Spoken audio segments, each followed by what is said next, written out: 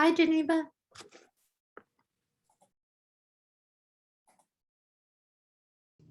Hi, Hi, how are you doing? good. How are you? I'm pretty good. You have a good weekend? I did. How was yours? Nice and long. Monday holidays are the best, aren't they? They really are.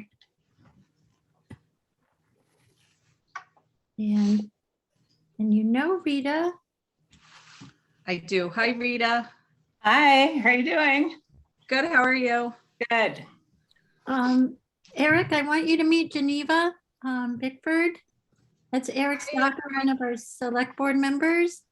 And Susie Mosier is on the finance committee. Hi, Susie. Hi, Geneva. Nice to meet you. Hi, Jenny. Nice to meet you too.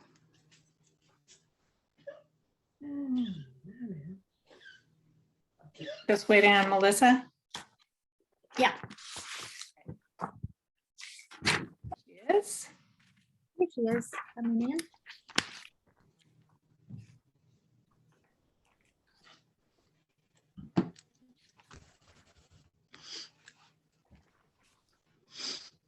Okay, it's 5:30, so I'm going to go ahead and call this meeting to order. This is a meeting of the Shutesbury Selectboard. Today is October 11th, 2022, and we are holding this meeting via Zoom. And welcome, everybody. I'm going to first go through the agenda, and then we'll go from there. So the first item, as usual on the agenda, is for public comment. After that, we have minutes from September 27th. Then at 5:45, Union 28 request for grant sponsorship. And as Becky, is somebody coming from? I understand that both this Jen and Dan Hayes are coming. Okay, great.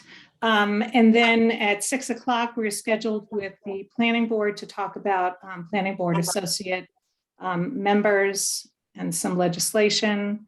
At 6:10, we have new administrative secretary appointment and vote of the select board.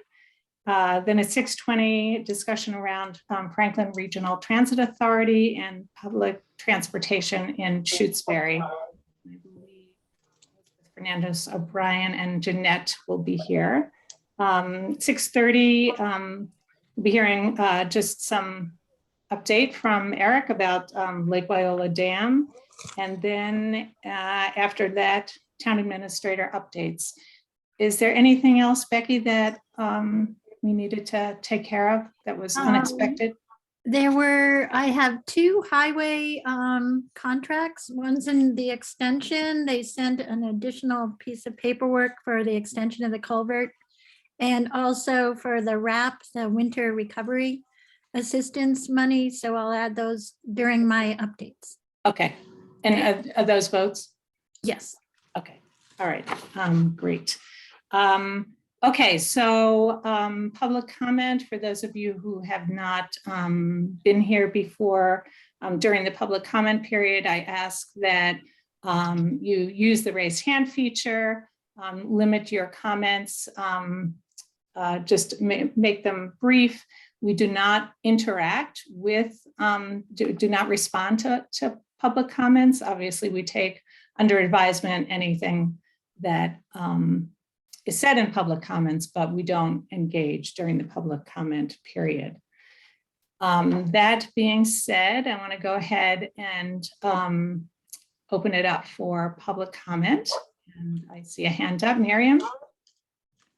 Hi, I just wanted to point out, I sent an email to the select board forwarding a proposal from Emily Stockman for the lot 032 ANRAD, and Marianne Antonellis had emailed me about saying that she wanted to make sure the select board reviewed it so that there wouldn't be any delays if the select board needs to approve funds for it.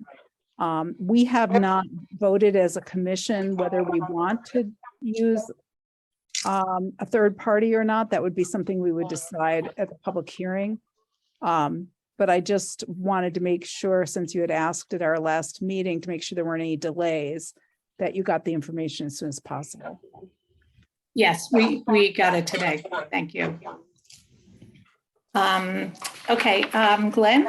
Right, thanks. I didn't know the process here, so I don't know if I should wait until Eric talks about the dam or If you have something you want to say about the dam, yeah, why don't we wait okay, until then, since it's on the agenda this evening. right, okay, fine. Okay, other public comments, and yeah, I think everybody is muted. There is some feedback coming. If you're not speaking, please keep yourself on mute. So other public comments? No? Okay. All right, well, why don't we go ahead and review the minutes of September 27th? These were Linda's last minutes. Really? So do I hear a motion to approve the minutes of September 27th, 2022? So moved. Second. Okay, any discussion, additions, deletions? Okay, hearing none. All those in favor signify by saying aye. Makepeace O'Neill, aye. Stalker, aye. Carol, aye. All right, we're running a little ahead of schedule, but I see that Dan and Jennifer are here. Are you expecting anybody else or no? Okay, so are you guys okay with going ahead now? All right, great. So maybe, I don't know, Jennifer or Dan, who wants to take the lead on letting us know what you're looking for this evening from the select board. So I can start, and then Dan, if you want to jump in, or you can start and I'll jump in. No, I insist you start. We get See along. how polite we are over in the school committee, just like you all.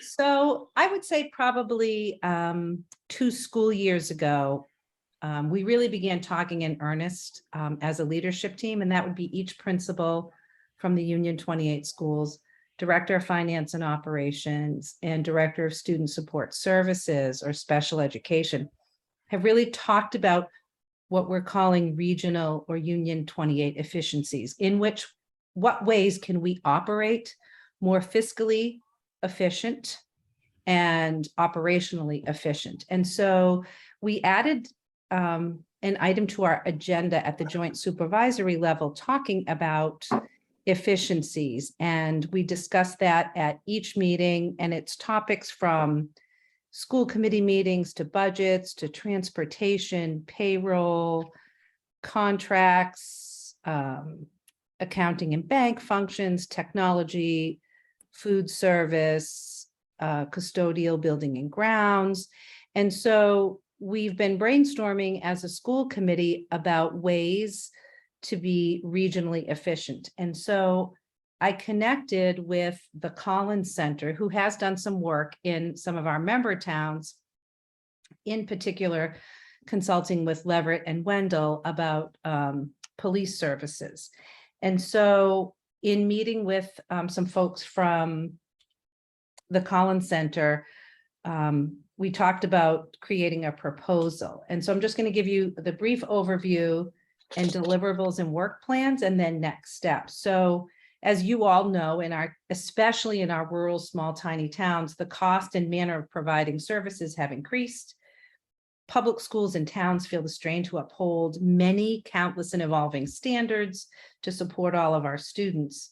And it, I think, motivated us to review internal operations in ways that we could identify operational efficiencies, some of which I mentioned before, not only to achieve financial savings for our member towns, but also to improve service delivery from our staff, including the central office staff. And so there are some programs out there. One is the Community Compact, the other is Efficiency and Regionalization Grant Programming. And these provide an opportunity for both municipalities and regional school districts including superintendency unions, because we're extra special in Union 28, to seek funding for such studies. And so in my meetings with the Collins Center, what came about is a proposal to perform a study of operational areas. And the goal of that study would be to identify potential efficiency measures, and hopefully these mitigation strategies, right, would offer financial, human capital, or workflow savings, as well as best practices applications. And so the work would include a compilation of what our current operations look like, what are at both schools and central office, looking at food services, facilities, maintenance, transportation, infotech, payroll and benefits, accounts payable, and purchasing. And so if we partnered with the Collins Center, their work plan would include delivering a final study report to include an inventory of our services, the methodologies and recommendations for operations that would benefit from service sharing, as well as recommendations for next steps. And of course, they would present this at a public meeting at the Joint Supervisory. I'm giving you the sort of quick and dirty overview. I applied last year, and what I found for the efficiency and regionalization grant, and what I found out was a superintendency union can't apply for that. We're in this sort of nebulous spot where we're not a regional school and we're not a municipality. So I met back with the Collins Center again this year and the Joint Supervisory Committee. And there is a grant called the Community Compact Grant, but what I need is a benefactor to apply. And that would be one of my member towns that's eligible, which would exclude Leverett and Wendell because of their use of the compact best practices program for the police. And so I'm here tonight to ask Shutesbury to partner with Union 28 to apply for the Community Compact Grant for the amount of $32,000, which would be the fee for services in its entirety from the Collins Center. So if we were awarded the grant, what it would cost us was what the grant amount would be.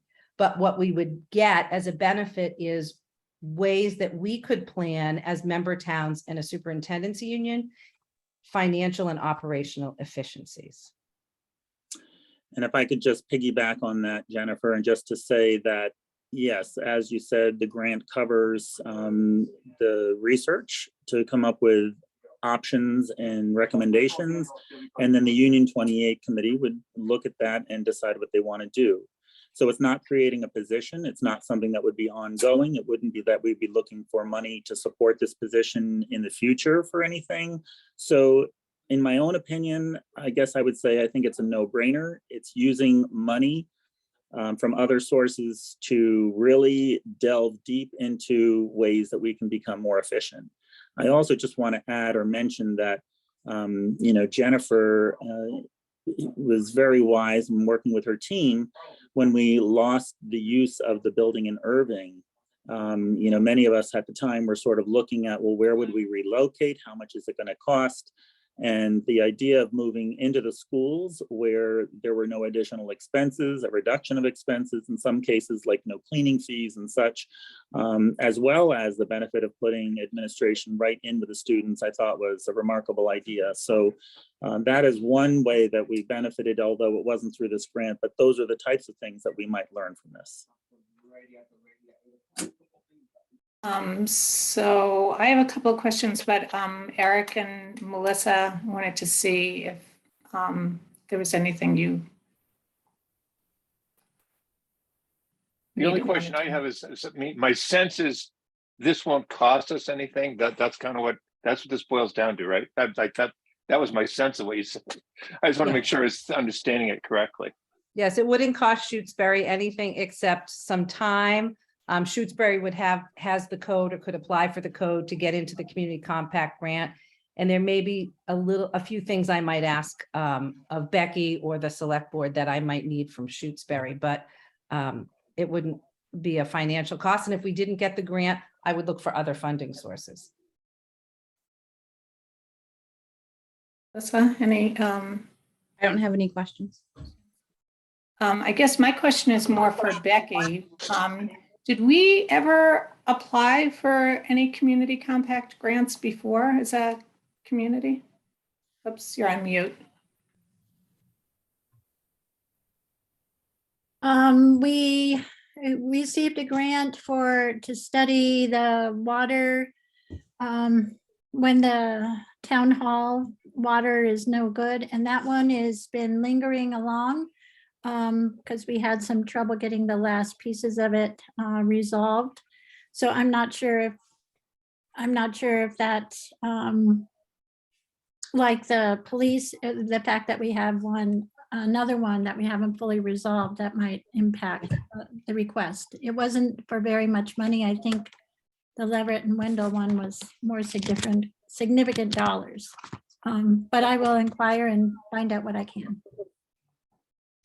Jennifer, do you know if you got one at all, did you not qualify, or was it the level of funding or the nature of the application? I didn't qualify because No, not you, but I meant with Leverett and Wendell, that they couldn't apply. they because cannot apply because they're not eligible as member towns because of their recent receipt of community compact funding for regionalization of their police force. Just didn't know if we were disqualified. So Dan, did you? I was just going to say, Jennifer, I believe that they recommended that we use Shutesbury to apply. Is that correct? So my guess is is correct. that they're Okay. sort of acknowledging that we would be amenable to that. And Okay. who recommended, Dan? The Collins Center, I worked with, in particular, Heather Michaud. Okay, so they wouldn't know what our standing is, I don't think. Okay. They wouldn't know our standing, so we need to find out. I will contact the community compact folks and see what our standing is at this point. And when was that other community compact grant, Becky? I think it was 2017. 4 years ago? It was before my time. Yeah. Yeah. So 2017. I'm not sure. It could have been 16 Yeah, I want to say it was at least 4 years ago, I think, Becky. minimum. Yeah. Okay, so that would be good to know, Becky. And then Jennifer, I guess the next step would be Irving. Is that right? Yeah, Irving, I think New Salem as well. And then I do believe there is another efficiency and regionalization grant program out there that this year they say they're allowing superintendency unions to apply for. So if we can't for some reason do the community compact program through any of our towns, I can apply through that program. Okay. Do you know, what's the deadline, Jennifer, for the application? When the money runs out is basically what Oh, they okay, so told it's me. a rolling, the It's a community rolling, compact is a yep. rolling application? Okay. Yes. All right.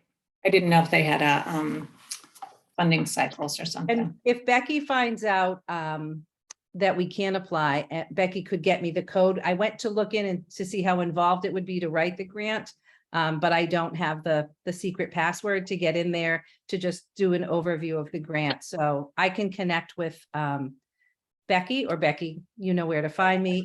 Once you find out if we're eligible, and then I can take a look at the grant and see what I might need to gather from Shutesbury if we are able to proceed. Okay, and I will let you know. right away. Okay. Well, I really appreciate the time tonight. I appreciate you listening. And if anyone would like the entire proposal in its entirety, I certainly can send it to you electronically if you'd like to peruse it. And it really outlines all the steps that we do in the study. I mean, it sounds like a great concept. I think we just need to understand kind of what our standing is with the Yes. community compact. But please Oh, feel so- free to reach out with any questions too, if you have them for me later. Dan?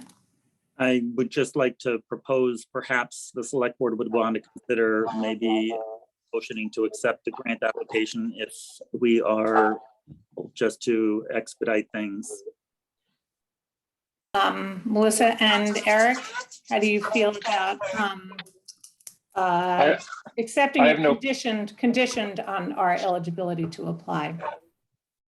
Yeah, that's okay with me. That's a good idea, I think. Yeah. All right, so does somebody want to make a motion then that we would be the, I guess, the lead, be the applicant for the Community Compact grant? Benefactor, it sounds Benefactor, fancier. oh, makes us sound All right. so generous. Like somebody's going to die in this deal. That we would be the benefactor for the Community Compact grant, provided we are eligible to apply. So moved. You said that nicely, Rita. Thanks. Do I hear a Second, second? Okay. Any further discussion? Mm-mm. All right. So I All want to those, say, oh, I'll let you we'll go. go ahead and vote. All those in favor signify by saying aye. Make peace O'Neill, aye. Stalker, aye. Carol, aye.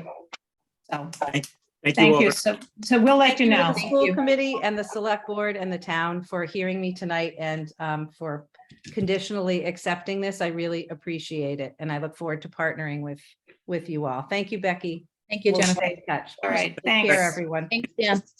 Bye. Have a good evening. Okay, so we are a little bit ahead of schedule. And I don't see anybody here from the planning board yet. So Becky, do you want to, I mean, we could either go to some items on your report, or we can speak with Geneva now. What's your pleasure? I guess I'd vote for Geneva first before she gets away. Okay. Yeah. Right. All right, so we are moving over the planning board discussion for the time being, and then talking about the new administrative secretary appointment. So for those of you who haven't already met her, Geneva Bickford was interviewed by me and Becky, and I did all her reference checks, and we are very pleased to, I'm very pleased to recommend Geneva for appointment as the new administrative secretary for the town of Shutesbury for the select board. And I'll have her introduce herself, but before I do, I just want to say, you know, she comes to us with a lot of municipal experience and understands municipal government and the workings of municipal government, which is, you know, really wonderful. And when I did her reference checks, hands down, you know, there was absolutely no question that she was you know, a wonderful candidate. She came highly recommended from the town clerk and I don't know if I call it town of Greenfield, city of Greenfield, where she most recently worked. So we're really thrilled that she has applied for this position, and we will be voting to appoint her. But first, Geneva, if you want to just take a couple of minutes and introduce yourself and just tell us a little bit about your background and your interest in this position. Sure. Hi, everybody. I'm Geneva. I came most recently from Greenfield as the assistant city clerk. I started in Greenfield as the administrative assistant to the city clerk and transitioned into the assistant clerk position. There was some turnover in the office and the position became open. Before that, I had several years experience in law firms, started in Boston right out of school, and then worked where my family moved to Florida. for a while there and worked for a law firm in Florida and then came back to Massachusetts. Started working again in law firms, worked in one in Northampton, Bacon Wilson. And then after leaving Bacon Wilson, went to the city clerk's office in Greenfield. So Eric and Melissa, do you have any questions for Geneva? I believe you've seen her resume. Okay. My only question would be, when can she start? Next Monday. Yeah. Awesome. That's good enough. Geneva, what interests you in working in a small town as opposed to a large city? Larger city. Yeah, coming from Greenfield, you know, the city clerk's office, the political climate there has just changed. Looking for sort of a change of pace. I think I am looking forward to something smaller than, say, Greenfield or any of the other bigger cities and towns out there. Good. Any other questions? Eric and Melissa, are you comfortable moving ahead with an appointment this evening? I am. All right, so do I hear a motion to appoint Geneva Bickford as Shutesbury's new administrative secretary? So moved. Second. Okay, any further discussion, questions? All right, all those in favor signify by saying aye. Makepeace O'Neill, aye. Stalker, aye. Carol, aye. Congratulations, Geneva. We're thrilled that you'll be joining us, and we look forward to seeing you up at Town Hall.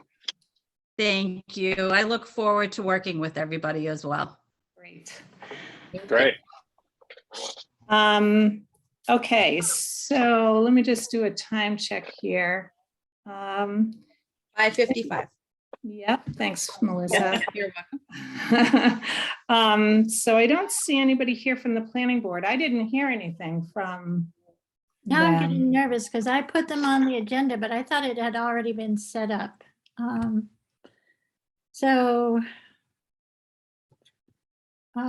maybe they were just saying next time and they needed prompting and I didn't prompt.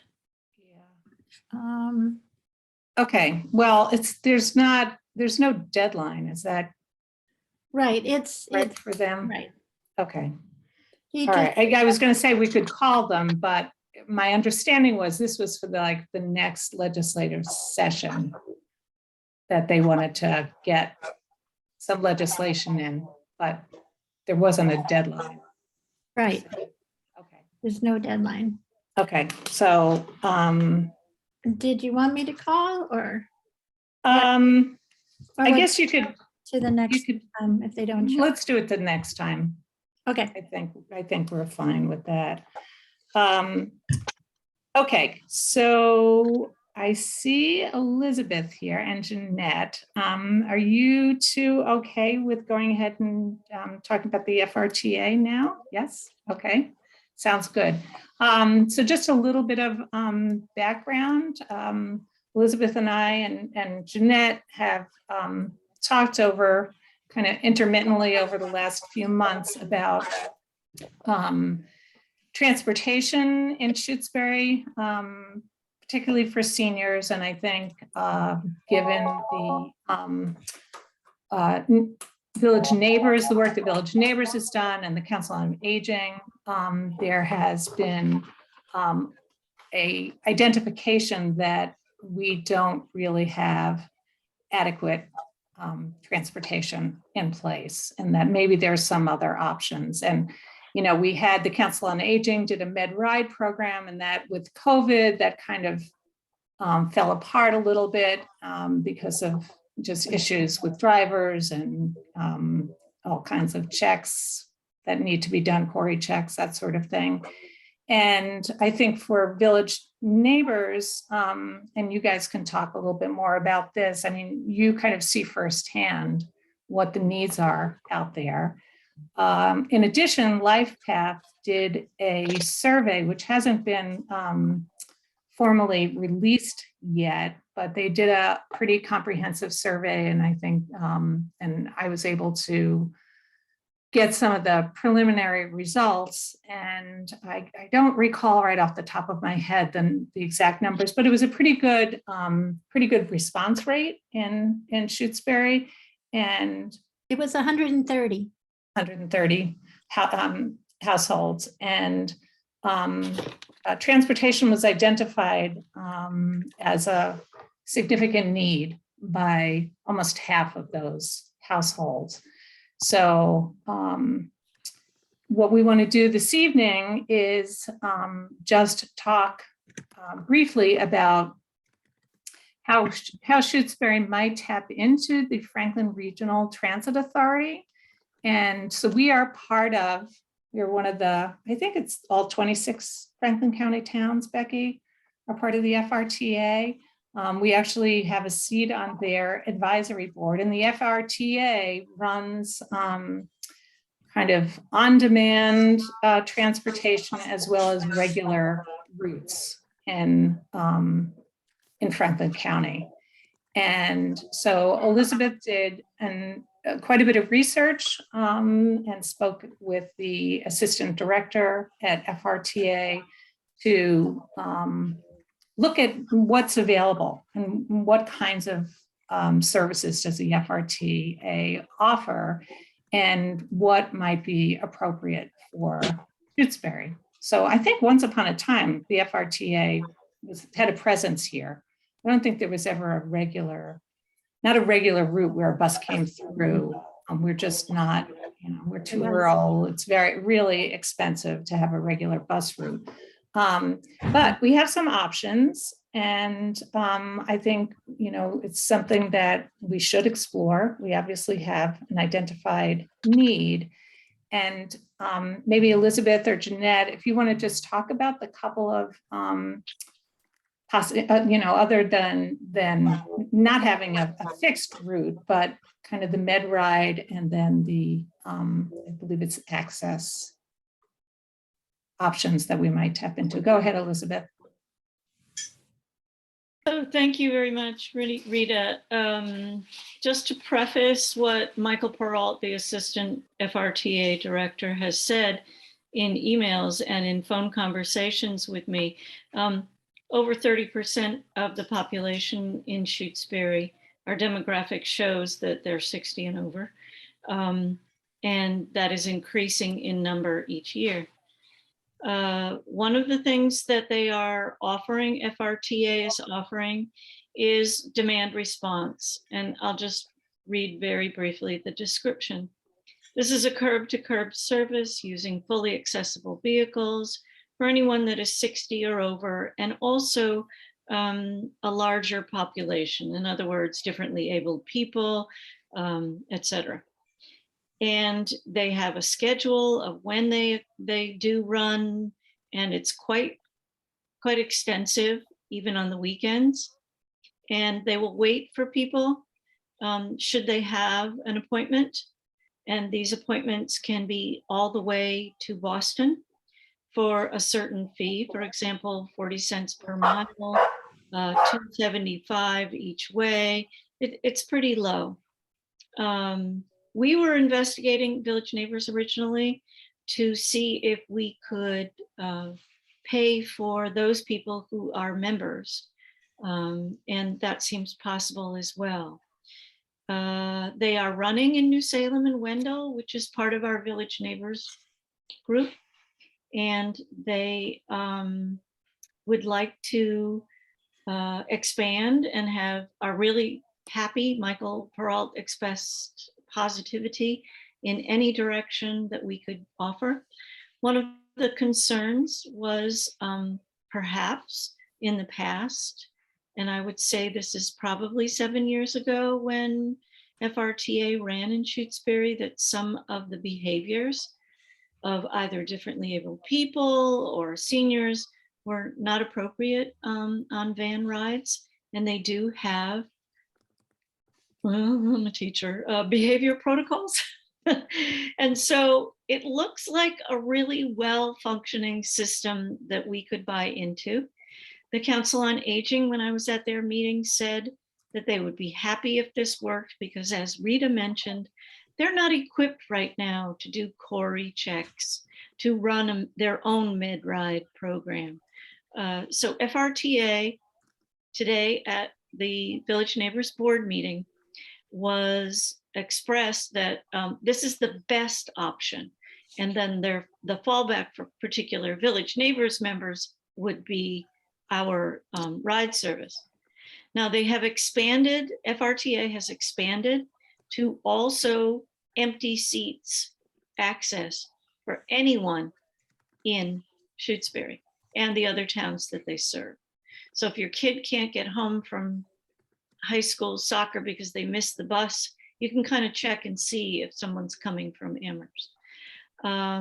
So I'm selling the program. If you have any questions, I'd be happy to answer. And Jeanette, if you have anything to contribute, please do.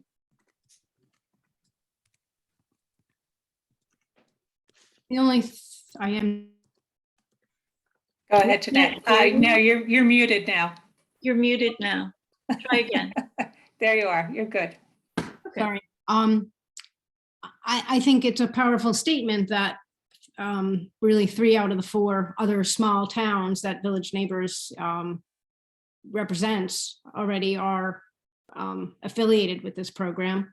And I do believe too that in terms of a cost, I don't think there is one for the first year. So it would be an opportunity to see if it would be utilized and appreciated. And historically, we have, thank you, Jeanette. Historically, the data shows that it was well used, that it's definitely worth it. So my reading of it was there was also there was a question of whether or not you could go out of the county with the demand response, and then the med ride seemed like you could go out of the county. So we're in Franklin County. To go to Amherst is out of the county. So is that? It's quite possible, yes. Yep. So so if you have grocery shopping to do in Amherst, you can do it. With demand response. Correct. Okay. I believe that there are costs. I don't think anything's free. I mean, when I read Michael Peralt's, we end up getting charged on what's called the cherry sheet, which I'm not even going to try to describe. But I believe that there are some costs sometimes to the riders, but also to the town. Do you have more information about that, Elizabeth? So they would be charged a per mile fee of 40 cents per mile. However, know that Village Neighbors is willing to pick up the cost if it's a Village Neighbor person to pay for their costs. So if there's, if Jeanette's spouse needed a ride to Amherst, Village Neighbors would pay for that cost because that person is a member of Village Neighbors. So there would be that much reduction. Normally, monthly invoices are sent directly to clients. However, they're accommodating Village Neighbors to send it to us. So there wouldn't be that complication of you getting the entire bill and then us paying. And yeah, I forgot, I asked, but I did not get a response on that first free year, but I'm pretty sure that's what happens. I Okay, Becky? I think they might clarify that the first year is deferred, not free. It just takes a while for it to hit the cherry sheet. I So see. just the flow of the cost starts at least a year or 20 some months later. Thank you. So there's a fee associated both for the town and then for the individual riders. Is that, excuse me. Bless you. Thank you. Is that correct? I believe so. Okay. It was 110 one year. One of the last years. that we did it. like $10. Yeah. Okay.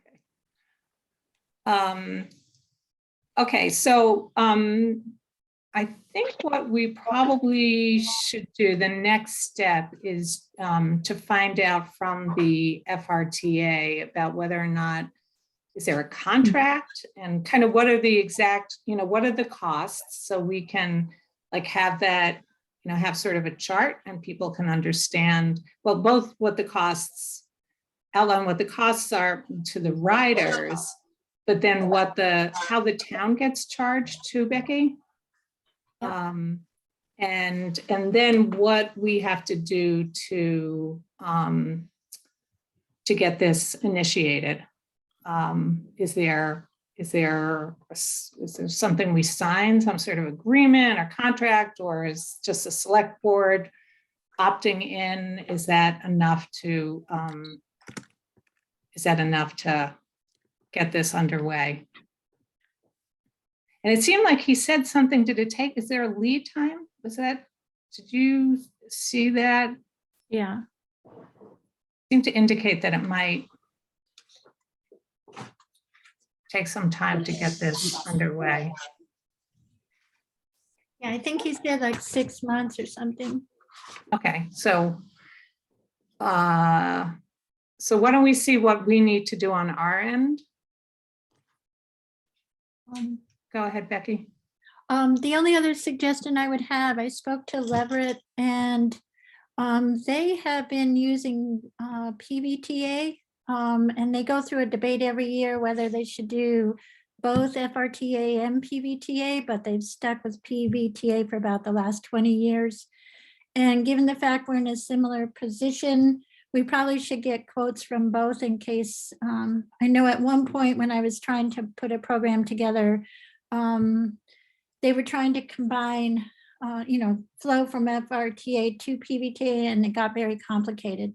But I think it's probably would be a positive thing just to get information from PVTA as well, just to compare and see if there's any additional benefit or different cost structures or not. And do they provide the same service, the demand response and the med-right? Yeah. Okay, Elizabeth? And also the question would be, would they go cross into a different county and how far? So PVTA provides virtually the same transportation models as FRTA. They're both considered regional transit authorities. And there is a person on the Village Neighbor Board who is also the Council on Aging person. Volunteers volunteer, right? And if PVTA cannot provide services that Leverett is looking for, there is newer legislation that does allow for towns to become members of more than one regional transit authority.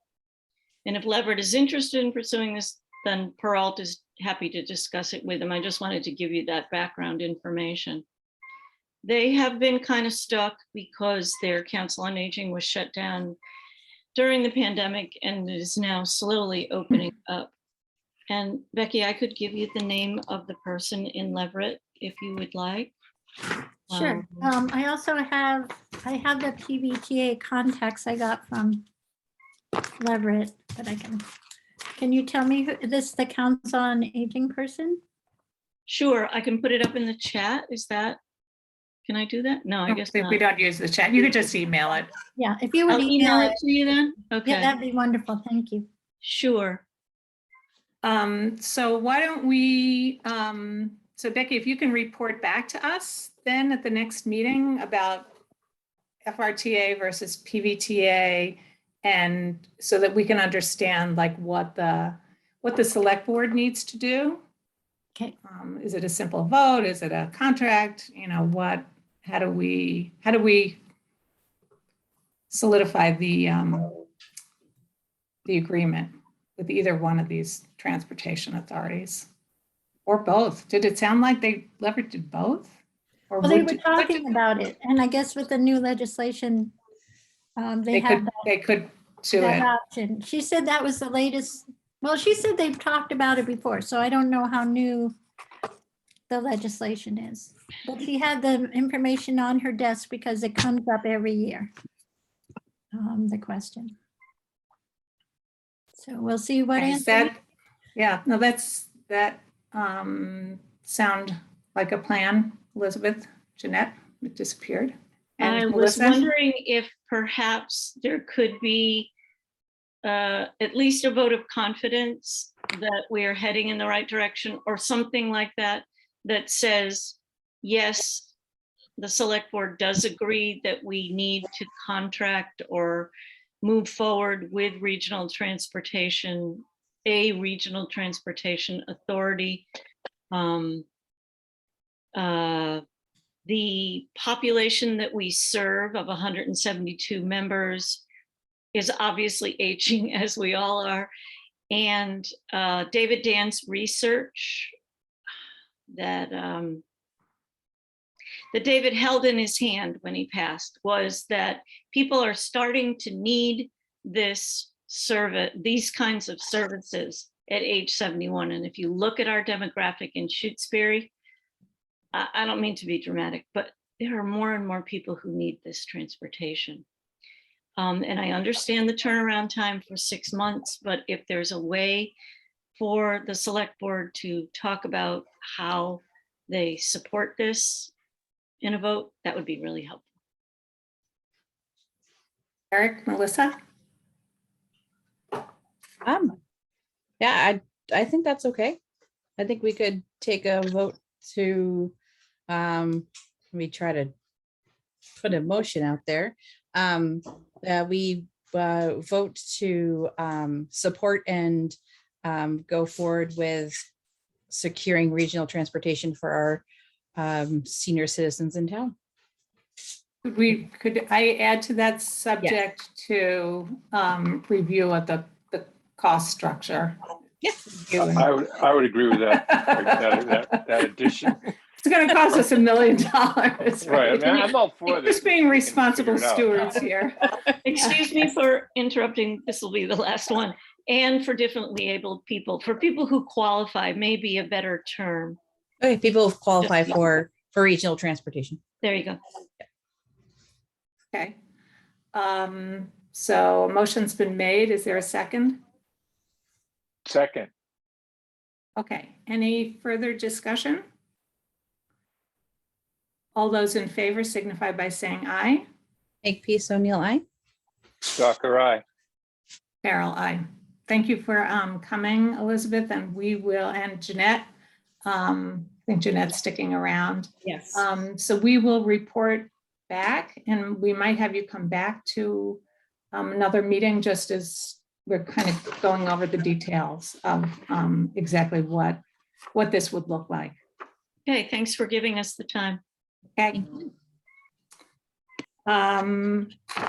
Okay, so just keep an eye on the schedule here. So we have the Lake Loyola Dam next, and really the last thing on the agenda. Becky, why don't we do a couple of updates just in case anybody else is going to join us, since we're about 14 minutes ahead of schedule. Okay, I'm down to 13. Okay. All right, so first off is the Lock Pond culvert pole. I just want you all to know that the pole is still standing. The old pole is still there with Verizon wires on it. It took quite a bit to get through, and patience, as the gentleman was on vacation, but the engineer in charge of the Lox Pond culvert number 1/80 has reported there was, and you'll be shocked to learn, someone dropped the ball. They did not hear about, they were unaware of the pole that needed to be moved, but they finally found that they had originally heard about it 22 months ago. So we're gaining on it. I've been told that they're extremely busy at this time of year. They are trying to get it in the schedule. And I am writing emails to remind them to get it on the schedule. It, at this point, is not yet there. So that's, you know, we now have the culvert in hand. It's behind the fire station. And Shutesbury.net, our local folks have outdone Verizon and have moved their wires off the pole. So that should, hopefully I can report the next time we have a meeting or soon that that actually has been done, and then Verizon will remove the pole. And Becky, the plan for the culvert it's not planned till next fall anyway, is that correct? Correct, but for them to commit to us on the schedule, the pole has to be moved. Oh, I see. That's how we lost it this year, is they couldn't commit their full crews for, you know, three weeks to a month without, you know, 100% verification. So that the pole was moved, because they can't do the project. It's right in the middle of the so I'm hopeful. I'm gonna make sure that it's moved before snow falls. It has to be, because we don't want to lose out on that opportunity again next year. And speaking of culverts, I have a new update on the culvert going into Amherst on the S-curves. That the road is open, but it's only open to one-lane traffic. So if you're in a hurry in the morning, you're going to have to slow up potentially for the one-lane traffic. The other update I have is on the HVAC system at the elementary school. I am waiting for final confirmation, but Jamrog worked through the weekend, and we should be up and running prior to the 15th. I know it's coming up quick, but that's state law. You have to have heat on in the schools by October 15th, and we will make that deadline. And I think it might have gone on this morning, but I need to confirm that. We've drained a lot. We had to fully drain the system because after the ice storm, it was filled with glycol. We are not going to put glycol back into the system because since that ice storm in 2008, we now have a generator at the school that handles the HVAC. So we anticipate being able to keep the system, you know, not, it'll be easier to maintain. The chemical balance will be easier to achieve without the glycol. So that'll be wonderful. There have been additional costs caused by draining the glycol system and replacing other parts that I'm working through with the school, and depending on what happens, probably need to go to the select board potentially for more ARPA money, or to the finance committee, depending on the total costs. The last issue is the assessors department. As the select board is well aware, we currently do not have an administrative assessor, but Leslie is working diligently. We've had assistance from David Burgess. For those of you who remember him as our own assessor, he's been the longtime assessor in Amherst, and he just retired. Not much of a retirement. He's working 4 days a week at another consulting firm, and gave us Friday last week, and he was here yesterday working with Leslie on Monday, resolving open issues and keeping us up to date. I think Leslie's doing a great job. We're on schedule, getting all the Chapter 61s processed, and we will be digging into the reval with Roy on next Monday. I believe is when he's coming, or it might be Friday. He keeps changing the schedule. but he'll be here to work with us this week, which means the reval and the recap will be moving forward. And we hope to get our tax rate set almost on schedule if things come together as planned. Any questions about that? What, how about getting, is there a new assessor? Is that something that's even in it's in the works to some extent, I'm sure, but just where are we with that? I have not received any responses to my want ads that were placed in the MMA online. They will hit the November beacon in a week or two.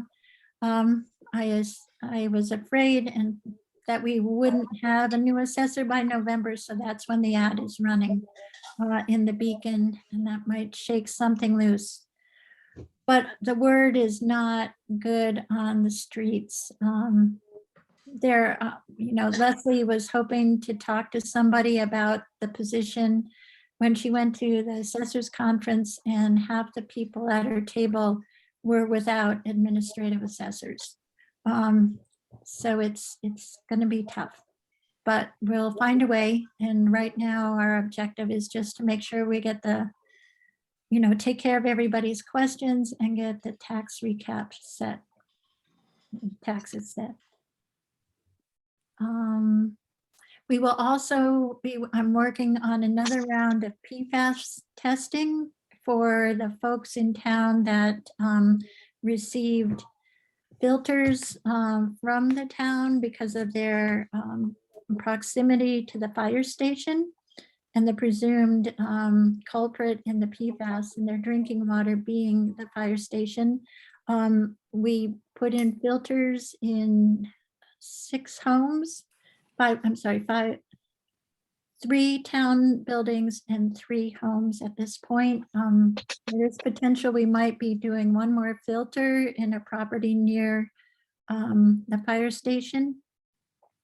But I do need to get a new round of testing and make it a practice to do this annually as we move forward. The good news is there haven't been any new tests for PFAS, and that we, it does not appear to be a growing problem from what we know at the moment. Okay, any questions on that? Okay, so the last item on the agenda is just getting an update on the Lake Wyola Dam. And I know, Eric, you're taking the lead on this. Kristen, Eric, John Kinder's with us. I don't see Howie here. Did a quick site visit on Monday morning, just more to kind of check out. I'd never been to the dam, so it's a first in my 42 years here. For those of you who weren't here at the last meeting, we had a discussion with John and with Howie, who had approached the select board 2 years ago. I am kind of embarrassed to say, to identify a number of issues with how the dam was being used for things other than damming Lake Wyola, and the concerns that they had as the dam keepers, and the fact that it was kind of open kind of access, and that there were a lot of families and individuals using the dam for well beyond fishing, which is, or just swimming, but actually kind of partying up there. So that was a concern, and that was brought to the select board. And I know Eric is our representative on the Lake Wyola Advisory Committee. So he is all things Lake Wyola. And Eric, so maybe you want to just give us an update about what you're thinking and what our approach might be, because this is going to be a process. I think that sums it up. This will be a process. And I don't think I'm all things like Loyola, maybe a couple, a few things. But in any event, I mean, as Rita suggested, this really, I mean, this has been a festering issue for years, as far as I know. And as Rita suggested, it really does come down to, it sort of was a letter that both Howie and John Kinder wrote to the select board in July of 2020, sort of articulating a list of things. And I can just very, very quickly read that list of things that that they have talked about, and that Kristen, as the police chief, has run into these similar things too. And launching of docking of watercraft. This is all from the dam, obviously.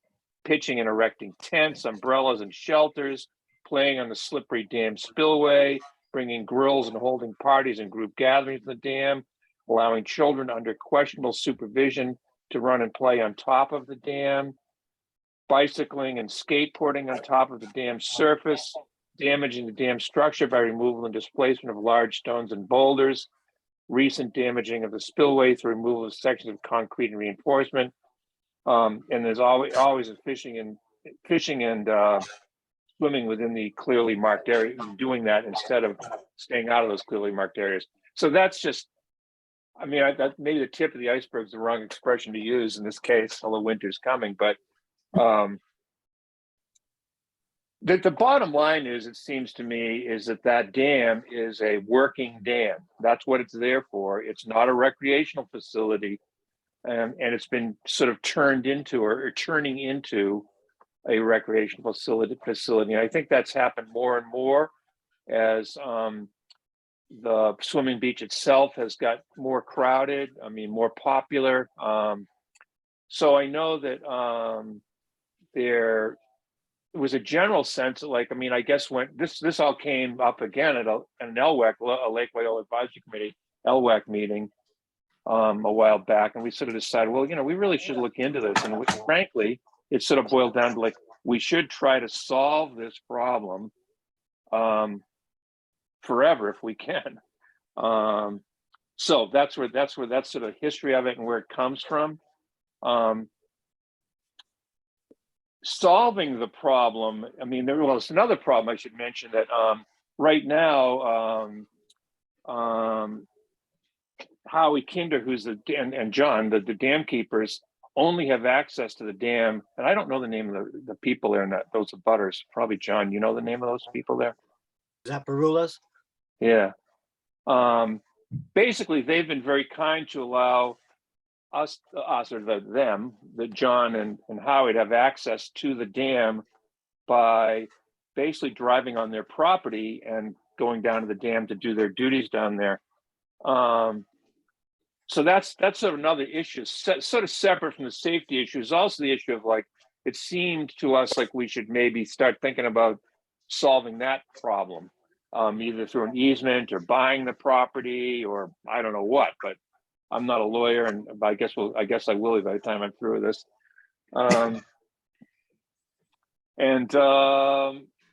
Anyway, so there's also the issue of, so I would just say that at this point in time, we've really just sort of done, well, it's at least somewhat, but in a minimal sense, we've done fact finding. That nothing has been proposed, nothing has even been discussed in a real way by this select board and anyone. And there is I would think that we should maybe look to having an open meeting or a committee that works on this problem, or because I know there are butter issues there too that are important. So I see some of the butters sitting here want to talk to us, and I am very sympathetic to their notion as well. And I would also say that I'm sort of sympathetic in general to the notion of, like, we were there the other day, and there's this father and son and whatever. There's three guys fishing there, and you're going, like, well, okay, you know, is this a real problem? But on the other hand, they aren't jumping off the back of the dam and rappelling off the back and throwing their toddlers in the pond or whatever they're doing. They're just fishing. And so I don't know, that just sort of bothers me personally, to think that we have to have some sort of rules. But I do think that we probably do, both for the sort of the moral issue of like, what are we going to do if like some kid gets thrown in there and drowns and all? That's sort of on us as a town. To say nothing of the liability of that. This is sort of the moral liability and the actual liability. So that's where we're at. I have, I guess, questions or anything. If I could speak, Sure, John, go ahead. I think what I would have to say also is that, you know, one of the reasons we wrote the letter was because we found ourselves policing and not knowing, as Eric has just said, what are the rules? What are you supposed to be able to do there? What can't you do there? You know, there are the factors of safety, and that's always, you know, ever since I was a kid and going out there, it's just like, man, you know, watch out, you're gonna fall over the back of this thing, you know. So there is the safety factor. And while we are the dam keepers, I'm not sure we should have to be talking to people out there about what it is that they do or don't do, when in fact we don't know what they are or aren't supposed to do. But as far as seeing what's safe or not, I think anybody who walks out there can see the situation and the conclusions we might have come to when we're out there talking to somebody who's got their bicycle out there. I mean, even if I wasn't a dam keeper, if I was out there, I think I might, you know, mention to somebody, you really think you should be out here with your bike, you know? So there is that. And as I mentioned that when we had the little confab down there, it's probably a proper time to think about maybe looking at what you might want to do, no matter what you decide to do, because you're going to have that culvert project going on. And right now, you don't have access to get out there, even for Howie and I, without permission of the neighbors.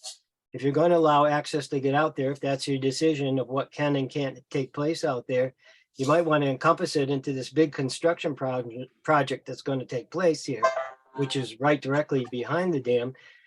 And I too am sympathetic to the people that go out there and fish, people that are out there and behaving. But even at my own home, even at my own beach, which I own a beach across the street, dynamics have changed since the state park got so overcrowded. And that is something that really, it really can't be ignored, that since the state park came to be and it got overcrowded, that's when we started to see problematic usage of the dam. So there's a number of things to talk about, issues and everything, but just ignoring it as it's gone on just leaves me in the position of wondering, am I supposed to be policing the dam? Is Howie supposed to be out there talking to people about what they should and shouldn't do? So I agree with Eric. This is going to be a long-term thing, but probably should be looked into. Kristen, I is there wondered, anything? Kristen, yeah. I was going to say Kristen, yeah. Hi, everybody. I think that things have been covered pretty extensively with the concerns. You know, I actually go out there in the early mornings quite a bit. I talk to the people that are out there frequently fishing. You know, when I explain to them things are in the works, we're kind of talking about access and what that might look like in the future. I find them to be incredibly reasonable. You know, they know all the areas to go fishing. They know areas they want to go fishing, and they say, hey, if this one is not going to be anymore, we understand. You know, they're not, you know, giving a hard time. Again, they're not the problem either. Well, although at times, sometimes when they are fishing and the fish are on the hook and they're going like that morning when we were out there and they're going underneath Howie and John's buoy system and they're pulling the buoy system away, that potentially can be a problem, but not to the extent that we're seeing for other things. I think this is an opportunity to take a really good look at what we need to make happen, with also keeping in mind the landscape and what that looks like. As I tell everyone, I do spend more time here than I do at my own house. So this feels like home to me as well. And I like the beauty that surrounds me as well. I think this is an opportunity to maybe create a space for people to do some fishing in another area that might work well for them. I think that that's something that we can do. I don't have any problems with the early morning swimmers. They actually have been deploying themselves in different areas now. I think the concerns have been shared pretty well. We've been pretty lucky. I have had some minor injuries this summer that we've responded to. I hate that John and Howie are put in a position to have to talk to people that don't look at them as if they have any authority whatsoever, and they talk to them sometimes pretty horribly. We're used to that in our profession. We know how to navigate that. We know what we're allowed to say and do. And John and Howie are put in a uncomfortable and awkward position at times.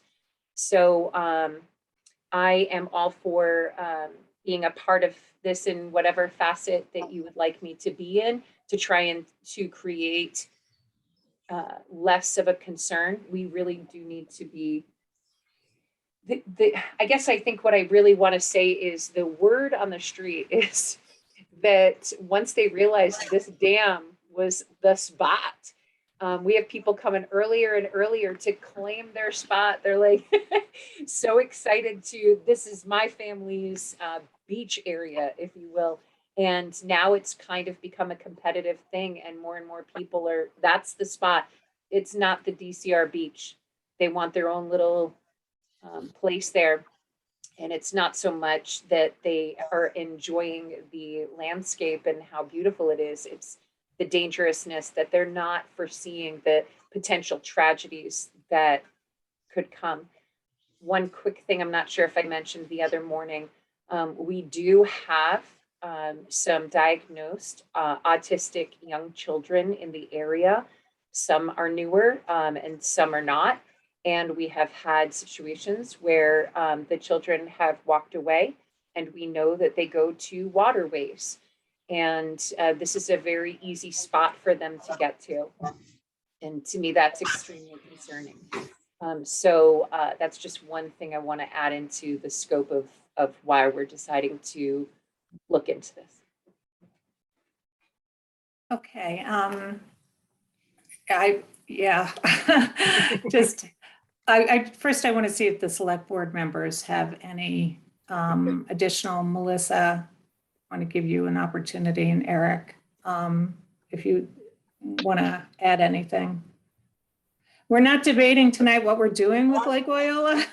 We're just talking about kind of how we're going to move forward. So it did seem to me that that inviting Kristen down there made a lot of sense, just because whatever we decide to do, I'm presuming we decide to do something, it'll be enforced by, it should be enforced by the police, not by John and Howard. And so it seems to me getting them involved is really a good idea. That's all. I agree with that, Eric. John?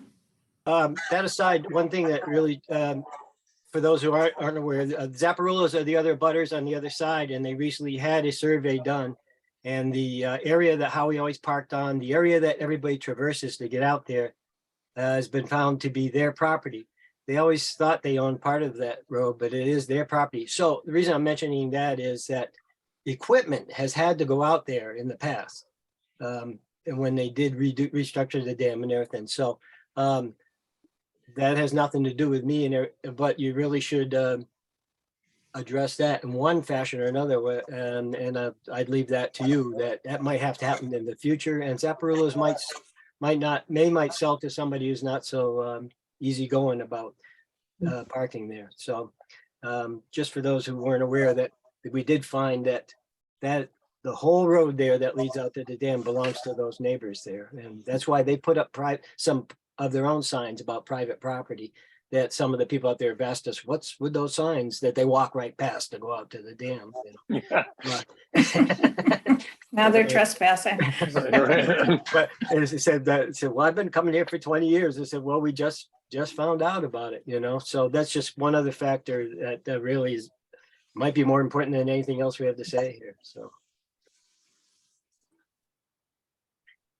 Eric, anything else? I do see. No, I have nothing else. No, I see Kristen's hand, but before Kristen, I think this is such a complicated situation. I know it was brought to the emergency management a couple of times when rocks were being tossed. But yeah, the conversation was similar there. I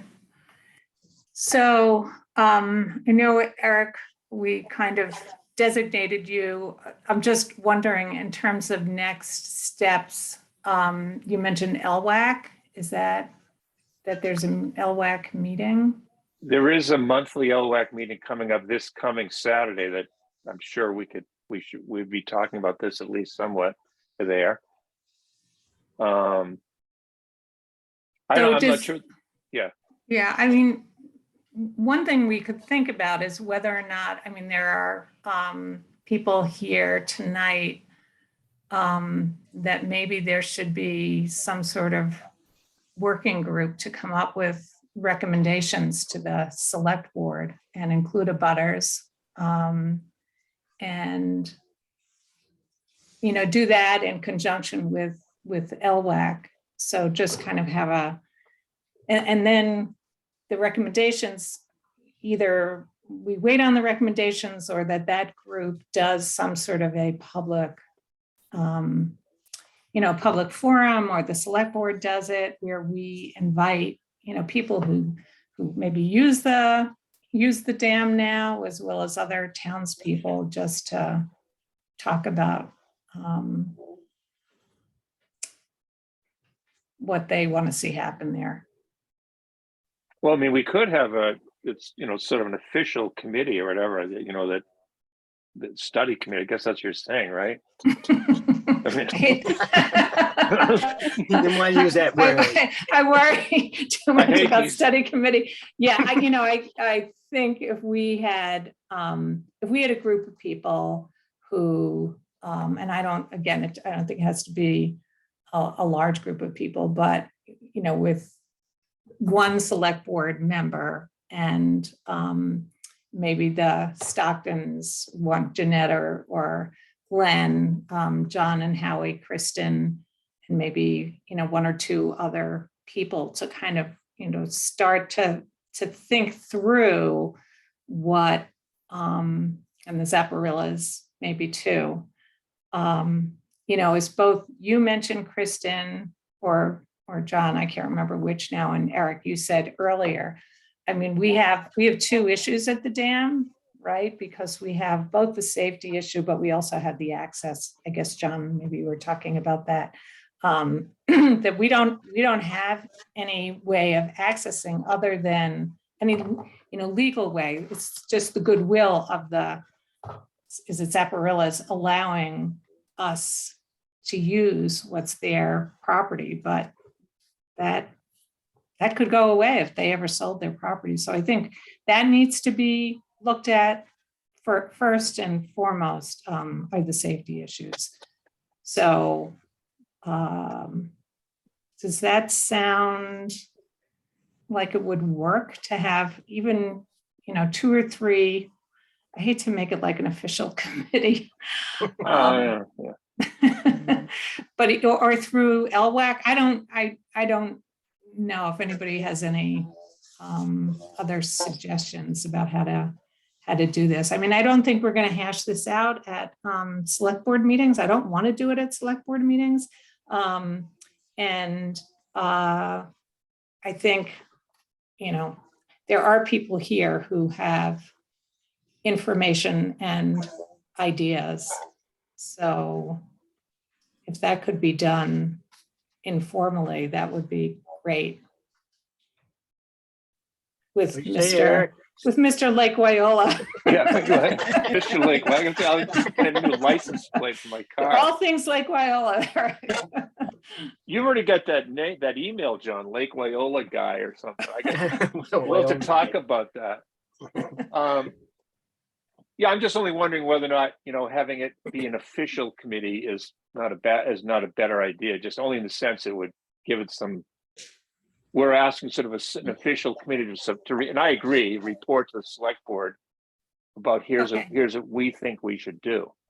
Okay. And obviously in the town, Kristen, you got something to say? I know I keep seeing your hand there. Official committee, I think that they depending on how it's structured, moves very well. I think I'm really good at these committees now. I've had a lot of practice. And but structured the right way, yes, I think that'd be a good thing. I wanted to add that the neighbors that are giving us access have asked me to make sure that I am down there frequently, making sure I am communicating with people that they're not supposed to be trespassing, and they've been very kind about it. But again, the patients could run out and that could change. I think one of the we are going to have to move this in good momentum, as we talked about, Rita, that the ice fishing is going to be starting, and it's a very popular spot to be starting from. And I do think that the importance of getting the ideas and thoughts of the surrounding people in the area, I think, are very important. But we also do have to remember that sometimes we have to think about potential safeties and disasters first. I'll be a part of a committee if you want me to be. I also have a liaison for the police department for the Lake Association that I can make sure shows up at that meeting as well, because they've appointed me a liaison, which is awesome. Okay, Eric, since you have an LWAC meeting this week, I don't want to go ahead and do any sort of committee tonight, but if you want to broach this with, and we'll just take it up at the next select board meeting. Sure. And again, this is going to be limited, sort of a discrete time frame to kind of get the work done, and also, sort of the key people here on the committee. So does that work, Melissa, Eric? I So think so. Eric, yeah, if you can get back to us after the LWAC meet, I guess just describes kind of what we're thinking and get people's reaction. And then we'll put this on the agenda for the next select board meeting. Okay, that's fine with me. I'll mention it, and meantime, I know if people in this room want to be part of that committee, just let me know, and we'll, I would say we'll try to put together something that represents the community, all the interests in the community. So you'll come back the next meeting with a recommendation then? For Sure. the committee? Okay. Yeah. Is that any other questions, comments? Glenn, I'll take a quick comment. Thanks. I understand you don't want to have the conversation about this with the select board, and that makes perfect sense. We are here mostly just because we didn't know how far this had gone. But when I saw you on the dam yesterday and spoke to you, I was just kind of heartsick by the notion that maybe there would be some physical restrictive barrier erected on the dam, and that would make me incredibly sad. So I'll say that. There's nothing been decided. Okay. Yeah. And on another note, I'm just thinking, as a former teacher, a lot of this is behavior. The behavior changed greatly during the pandemic. I mean, we truly have a front row seat 24/7. And that did happen, but the behavior, even with the no trespassing, there's much less traffic coming down on the Zeffirellis. If we had some kind of barrier, perhaps, or some kind of education, as even John is asking for, of how people should act, and also maybe it is town property, and town persons maybe are the people that should be using it. And we should restrict access a little bit. That's just a thought. But I think the idea of changing behavior, it has changed to the negative. We could potentially change it back to the positive without, you said beauty, the beauty of the spot, without, and it's also history. Do we want a chain link fence on a piece of history? I don't think anybody's talking about a chain link fence. I think that you're getting way ahead. So I think it goes back to It's a process. And if I could it's a process. say one more thing back to before, Verizon was here this morning, and I think they moved the line onto the new. Oh, did they really? Wow. Martha, hooray. That's great news. I was gonna raise my hand earlier, Becky, to let you know that some movement has happened. Oh That was my stealthy. goodness. They were acting like it'd be next spring. That's wonderful news. Thank you. Rita, can I just say one thing about that poll? While we're there back for a One second, thing. I'm so Yeah. sorry. We have made sure, just so the town knows, the select board knows, the police department has made sure whatever they need at any time or any day, we've made ourselves available. So, we don't care if it's a holiday, we don't care if it's nighttime, we're going to be available so it can be done quickly. Thank you, thank you, thank you, Kristen. Okay, I think that, Becky, you got a couple of highway department things Yes. we needed to vote on? Yes, we have the first one. Let's keep with the culvert. So There, this is falling under not reasonably anticipated. Because this is not on the agenda. yeah. So we originally they just had sent a letter that they wanted back. I sent in the letter, but now they've sent a contract that I just received on Friday. Who is and this? DOT, Department of Transportation, sent a formal contract to officially extend the grant for the culvert, which we have of $500,000 to be used through, I believe it's July of 2023, 24. I'm sorry, no, that's the other kind. It's Gonna say. December of 23. So that gives us 1 full year more to get it done. And hopefully with the word from Glenn tonight, it will happen. So I have a contract that I need you to vote on. It's the standard looking contract with from the state with all the same things, just different numbers. Did you guys? This is extending the DOT grant.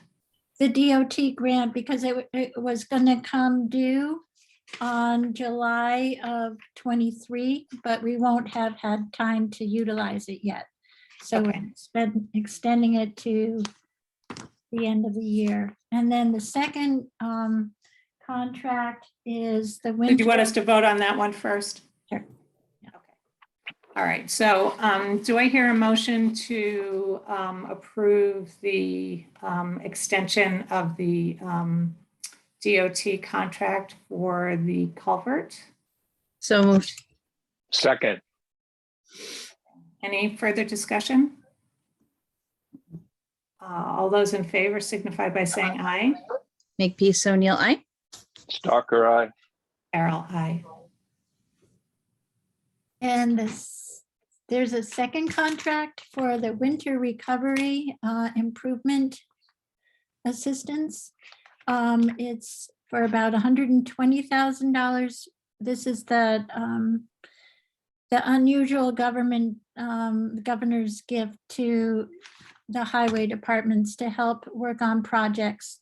And we've received $120,000, and it also needs a contract of a similar nature, the state contract with the authorization signature sheet to be signed. And what can those funds be used for? Is it designated for certain uses? They're more restrictive than the last time we got them, like they can't buy a hot box. It's not to be used for physical assets, but it can be used for road work. So we can use it on gravel roads. The striping, they can pay for stripe. They fill in the cracks there, so they can fill in the cracks with it. They can do some paving but they can't do parking lots. But they could do another paving project. Tim has not yet decided. I know he's using it for crack filling as the first measure, but he hasn't planned out the rest of the uses yet. I'll report on those when he does. So is that something we should go over with him before the decision is made? just so that the select board kind of knows, because that was money that was not in the budget, correct? Well, just like the chapter 90 money is not in the budget, this is like additional chapter 90 money. This is time sensitive. Yeah, I didn't mean not accepting the Okay. money, just more understanding Yes. how it's going to be used. Okay. That would be good to know. All right, so we need a vote to accept this, is it $120,000? The figure's not on this or in the letter, so I knew it was around 120 to 130, so I wouldn't use. Just tell me again, it's the governor's. It's the winter recovery assistance grants. It's assistance. It's called RAP. A wrap, okay. Right. So do I hear a motion to accept the Winter Recovery Assistance Program grant from this Commonwealth? I'll be there when So, I'm so moved. almost there. Is there Second, a second? Oh. Okay, any further discussion? All right, all those in favor signify by saying aye. Makepeace O'Neill, aye. Stalker, aye. Carol, aye. That it? Okay, thank you everybody for coming this evening. Welcome again, Geneva. Looking forward to seeing you in town hall next week. And I had one other quick thing. Yeah. And that is, I believe on the last select board meeting that we were going to move to this meeting, which we didn't, obviously, the new COVID policy. I'm just Oh, yeah. reminding us that we didn't do it. That's all. Well, it's not approved by the Board of Health, so I Okay. didn't move it forward. Okay, okay, so that will be on our next meeting. Yeah. Okay, okay, perfect. okay. So do I hear a motion to adjourn? Yes, so moved. Second, All right, all those in favor signify by saying aye. Makepeace O'Neill, aye. Stalker, aye. Carol, aye. Have a good evening, everybody. Thank you. Good night. Two, good night. Bye. Bye, Geneva. Bye, Eric.